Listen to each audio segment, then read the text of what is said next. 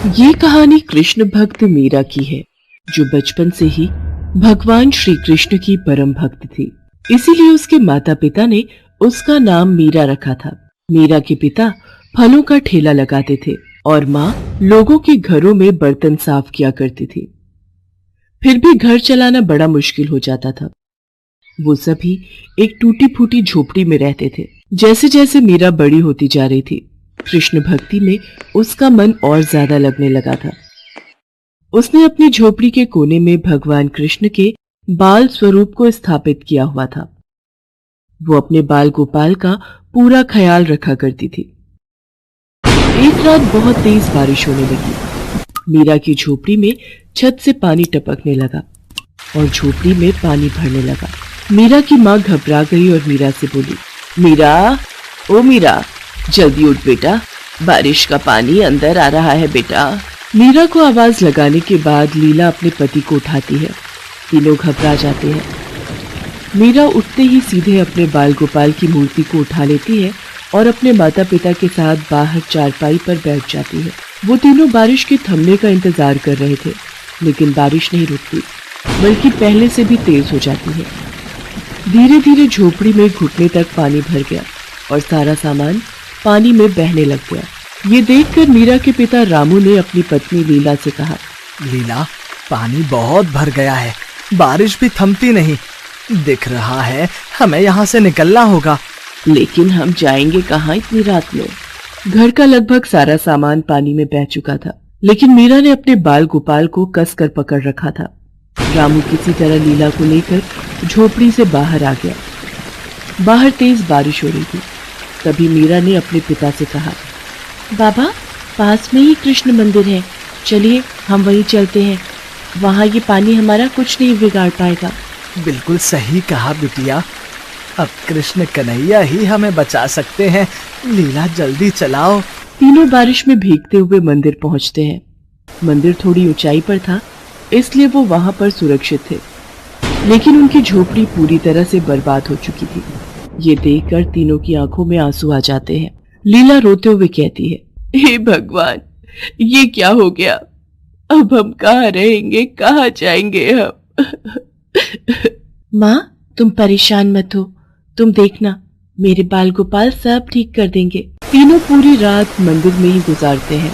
मीरा श्री कृष्ण की मूर्ति को हाथ जोड़े देखती रहती है। सुबह होते होते बारिश भी रुक जाती है और मंदिर के पुजारी मंदिर में आते हैं। वो रामू और उसके परिवार को वहां देखकर पूछते हैं, क्या हुआ बेटा, तुम लोग रात भर मंदिर में ही थे क्या? हाँ पुजारी जी, वो मेरी बेटी मीरा भगवान कृष्ण को बड़ा मानती है और कल उसने हमें इस मंदिर के बारे में बताया। मैं जानता हूँ उस बच्ची को, हर रोज यहाँ आती है अपने बाल गोपाल को लेकर। छोटी सी उम्र में इस बच्ची की भक्ति देखकर मैं तो दंग रह गया था। तुम बिल्कुल चिंता मत करो, भगवान की शरण में आए हो तो वो तुम्हारा भला जरूर करेंगे। तुम जब तक चाहो मंदिर में रह सकते हो। बहुत बहुत बहुत धन्यवाद पुजारी जी। उस दिन से रामू का परिवार कृष्ण मंदिर में ही रहने लगा। रामू और लीला ने वापस किसी तरह अपना काम शुरू किया और मीरा पूरा दिन मंदिर में काम करने में लगी रहती। वो बहुत खुश थी। उसे पूरे दिन भगवान श्री कृष्ण के पास रहने का मौका जो मिल गया था। वो बड़ी ध्यान से पुजारी जी को भगवान श्री कृष्ण का श्रृंगार करते देखती और ठीक वैसे ही अपने बाल गोपाल को सजा देती है। वो बाल गोपाल की मूरत से दिन भर बातें करती रहती थी। वो एक छोटे बच्चे की तरह उनका ख्याल रखती थी। धीरे धीरे वक्त बीतता गया। रामू ने फलों की दुकान खोली। वो तीनों लोग मंदिर के पास कमरा किराए पर लेकर रहने लगे, लेकिन मीरा घर से ज्यादा मंदिर में ही अपना वक्त गुजारती थी। एक दिन रामू अपनी दुकान से वापस अपने घर आया और लीला से बोला, लीला, खुशखबरी लाया हूँ। अच्छा, तो जल्दी बताइए ना मुझे। मेरी दुकान के बगल में वो जो पंसारी की दुकान है ना, कृष्णलाल जी की, उन्होंने अपने बेटे धर्मेश के लिए अपनी मीरा का हाथ मांगा है। किशन लाल जी की दुकान बहुत बढ़िया चलती है और धर्मेश भी उनके साथ मिलकर वही दुकान चलाता है। अपनी मीरा खुश रहेगी। और जानती हो, किशन लाल जी को कोई दान दहेज भी नहीं चाहिए। ये तो बहुत अच्छी बात है जी। मीरा भी सारी बातें सुन रही थी। उसने अपने माता पिता को टोकते हुए कहा, माँ, बाबा, मुझे कोई शादी वादी नहीं करनी। मैं बहुत खुश हूँ अपने बाल गोपाल के साथ और आप लोगों के साथ। ऐसा नहीं होता बिटिया, शादी तो सबको करनी पड़ती है। और तू चिंता मत कर, तेरे ससुराल वालों से कह देंगे कि तुझे तेरे बाल गोपाल को हमेशा साथ रखने दे। अब तो ठीक है ना? लेकिन कुछ नहीं बिटिया, तू तो हमारी हालत जानती है ना। अच्छा रिश्ता खुद सामने से आया है, इसे जाने नहीं दे सकते हम। मीरा अपने माता पिता की बात मानकर धर्मेश से शादी कर लेती है, लेकिन धर्मेश को लेकर उसे जो बातें बताई गई थी वो उससे बहुत अलग था। उसका मन किसी काम में नहीं लगता था। वो सारा दिन आराम करता और शाम के वक्त दोस्तों के साथ नशा भी करता था। मीरा के ससुर किशनलाल ने धर्मेश के बारे में झूठ बोला था। पहले तो किशनलाल घर का खर्च उठाते थे, लेकिन लंबी बीमारी से लड़ते हुए कुछ ही साल बाद वो चल बसे। धर्मेश की आंखें तब भी नहीं खुली।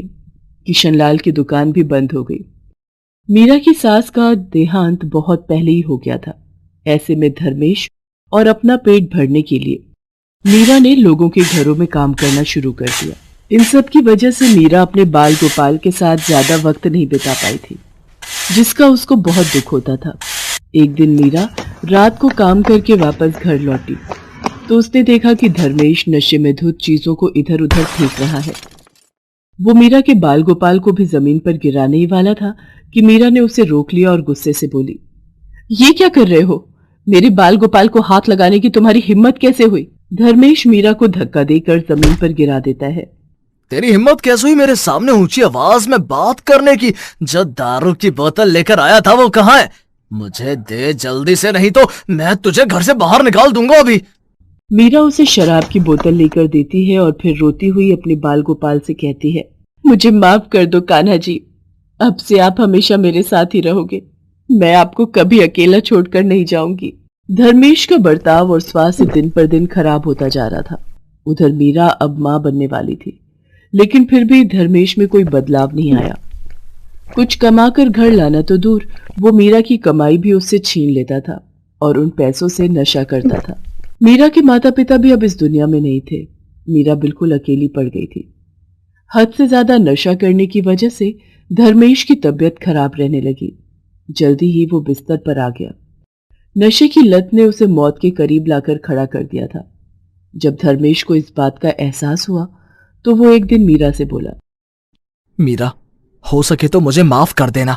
समझ गया हूं कि माँ ने कितने पाप किए हैं और भगवान ने मुझे मेरे किए की सजा भी दे दी है। मैंने तेरी जिंदगी खराब कर दी है, इसके लिए मुझे माफ कर देना। ये धर्मेश के आखिरी शब्द थे। वो जा चुका था। मीरा उस दिन बहुत रोई। फिर अपने बाल गोपाल को देख उसमें थोड़ी हिम्मत जगी।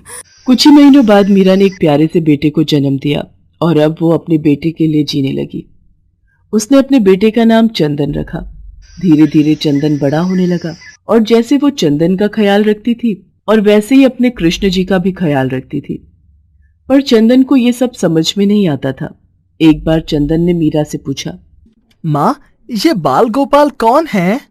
वो मेरे सब कुछ है बेटा, उन्हीं की वजह से मैं आज जिंदा हूँ और तेरा ख्याल भी रख पा रही हूँ। ऐसे ही कुछ दिन बीत गए। चंदन पढ़ाई में बहुत अच्छा था और अपनी माँ की मेहनत को भी महसूस करता था, इसलिए उसने दिल लगाकर पढ़ाई की और सरकार से स्कूल और कॉलेज में स्कॉलरशिप हासिल की और अच्छे अंकों से कॉलेज पास किया। कॉलेज पास करते ही उसे बहुत अच्छी नौकरी मिल गई। नौकरी मिलते ही चंदन मीरा के पास गया और बोला, मेरी नौकरी लग गई है माँ, आपको कोई काम करने की जरूरत नहीं है। अब घर का सारा खर्च मैं चलाऊंगा। अब बस तुम घर पर रहकर आराम करना। राधे कृष्णा, राधे कृष्णा। ये सब मेरे बाल गोपाल की कृपा है, तेरी मेहनत भी। मैं बहुत खुश हूँ बेटा, बहुत खुश। मीरा की आंखों में खुशी के आंसू आ जाते हैं। चंदन अपनी माँ के आंसू पोंछता है और उसे गले लगा लेता है। ऐसे ही कुछ दिन बीत जाते हैं। एक दिन गलती से चंदन के हाथ से भगवान कृष्ण की मूर्ति नीचे गिर जाती है। ये देखकर मीरा बहुत नाराज हो जाती है और गुस्से से कहती है, ये क्या किया तुमने? मेरे बाल गोपाल को गिरा दिया। ला, मुझे दे उन्हें। माफ कर दीजिए माँ जी, मैंने जानबूझकर ये नहीं किया। तभी मीरा देखती है कि गिरने की वजह से बाल गोपाल की मूर्ति कई जगह से टूट गई थी। अब वो घबरा जाती है और कहती है, चंदन अभी जाकर डॉक्टर को बुला कर ले आ। चंदन अपनी माँ की आदत जानता था, इसी वजह से वो डॉक्टर को बुला लाया। चंदन पहले से ही डॉक्टर को सब कुछ समझा कर लाया था। डॉक्टर साहब, मेरे बाल गोपाल गिर गए थे, बहुत चोट आई है, आप इन्हें जल्दी से ठीक कर देंगे ना? डॉक्टर चंदन की तरफ देखता है और चंदन का इशारा देखकर वो बाल गोपाल की मरहम पट्टी करने का दिखावा करता है। फिर उन्हें मीरा को देते हुए कहते हैं, लीजिए माँ जी, ये ठीक हो गए। अभी कैसे? इतनी ऊपर से गिरे हैं मेरे बाल गोपाल। तुमने क्या ये आला शक्ल देखने के लिए लगा रखा है? इसे लगाकर मेरे बाल गोपाल की जांच कर लो कि सब ठीक है ना? डॉक्टर फिर चंदन की शक्ल देखता है, उसके इशारा करने पर फिर आला लगाकर जांच करने का दिखावा करता है। उसके बाद जो हुआ उसने डॉक्टर के होश ही उड़ा दिए। उसे बाल गोपाल की धड़कन सुनाई दे रही थी।